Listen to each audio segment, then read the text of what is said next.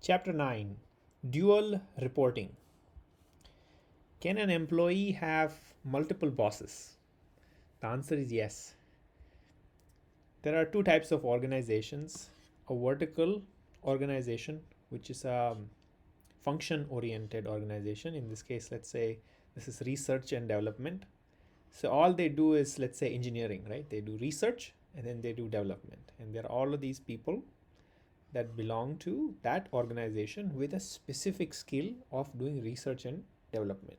And there are certain people who have the technical skills in R&D, but there are certain people who have sales capabilities. They can sell. And so that's this org. And there are certain people who are in operations and finance. So as an organization becomes large, it's bound to have specialists who are really good at what they do.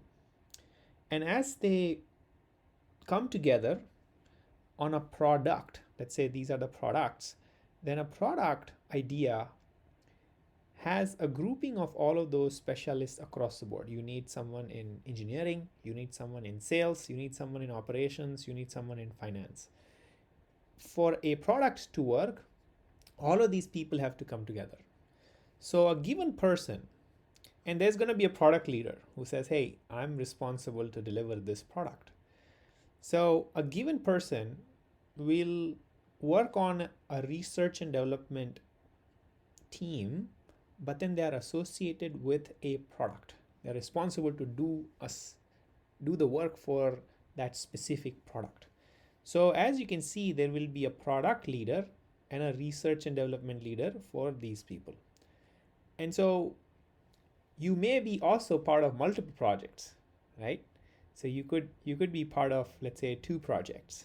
In this case, if you see, this one is part of product C and also part of product A, right? So this person actually is part of three products. Actually, he's also part of product B.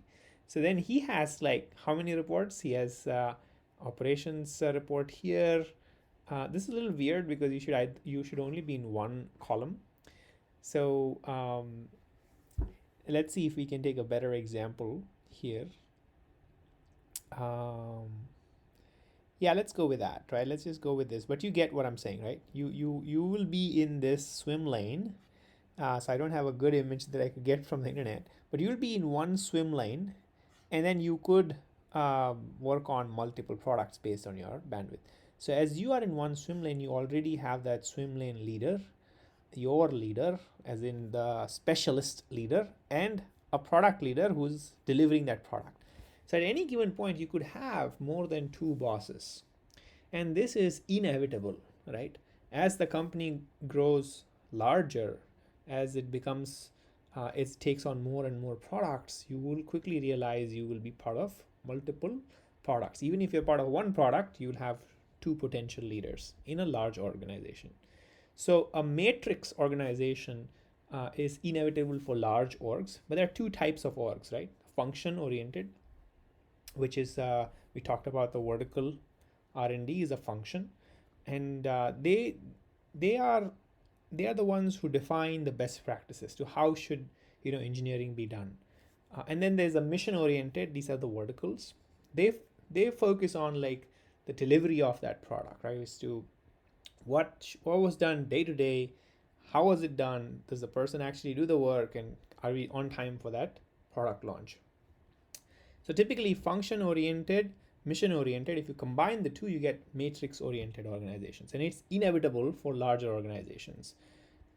And when you have that, you also probably need a sort of a tech council which solves common problems, because if you see, if each of these products are trying to solve the same problem, then there's lots of redundancy. This team will try to solve the same problem, this team also tries to solve the same problem.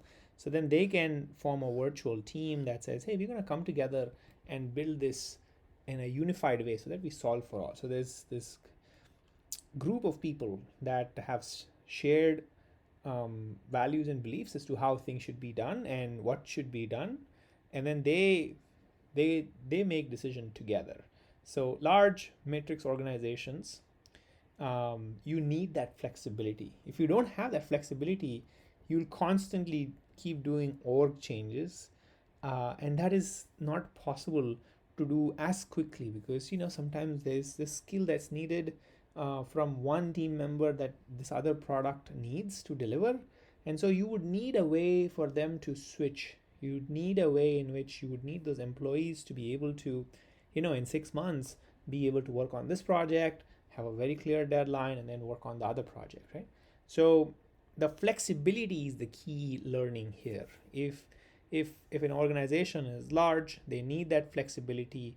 They need that ability to have those transitory organizations formed, because you can't just do org changes all the time. You would need to be part of projects that are across the board, and multiple of them in a year based on how big or small that project is.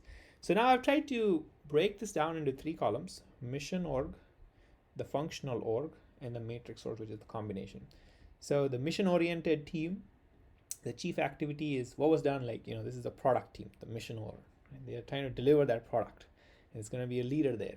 Function oriented team is like R&D. Matrix org is the combination, like, hey, there's a general manager, right? So chief activity here is what was done day to day. Here it's like, how should it be done, what's the best practice, and then here it's the combination, right? You bring best of all of those people. But as you can see, there's a risk here, right? Like, the employee now has multiple bosses. So what you need for this to work is you need clear expectations, you need clear goals, and you need clear planning in terms of, hey, when am I supposed to work, for what percentage of time, what is the approximate time I'll be working on this project versus that project, and for how long.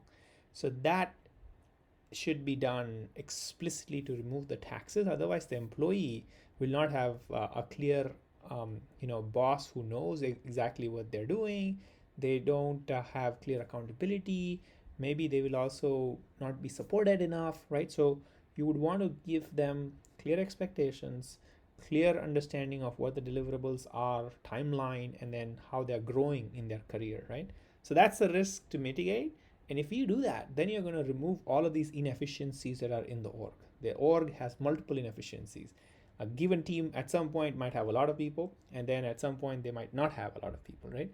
So if there is the mindset to move based on needs of the product and based on the needs of the org, then if people could come together and then they work with that attitude of, I work with my qualification, right? And I don't work with what my role is, right? Like, so if I'm good at this skill, I'm gonna work with that, and I'm gonna do the best I can, and then the org leaders are able to make sure that the work that's done is accounted for well, correctly, right? So here the chief measure of success is delivery time in a mission org, in a product org. In a functional org, it's quality and like coherence, the consistency of the signal. Like, if you are, like, let's say an R&D team, you don't want to have 2 different technologies built by 2 different sister teams, right? You want to have leverage. You want to make sure that it's high quality and it's the same consistent story that you are using, and then you are leveraging as much as possible. And the matrix always takes the best of both, right? It tries to optimize for delivery, and it also tries to get the coherence and leverage and quality, right? It's the most flexible. These are not, because you could have like a large R&D team that has no projects, right? And now if you now don't break it down, and if you don't have this mindset of being able to work through different projects over time without changing the org, then it's going to be very hard. So here the example of a leader could be a sales leader. Here in the functional org, it could be, or an R&D leader. Here it's the product owner here, right? And then here's the general manager making the decisions. So this would be a product leader who does that work, right? Or an engineering leader who does engineering, right? Here we talked about risk and mitigation. That's the key, and then the mindset, right? So if you were to take out one thing from this, it's like you need that flexibility. You need that ability to move people around without really making org changes, but there are risks and downsides that you need to mitigate. And if you do that, then you're really set up for efficient use of your resources. It might need the help of a tech council, but then it solves this dual reporting, like, hey, can I have multiple bosses, and like what are their expectations, how do we go about it, and why is it uh, inevitable in a large org? Thanks.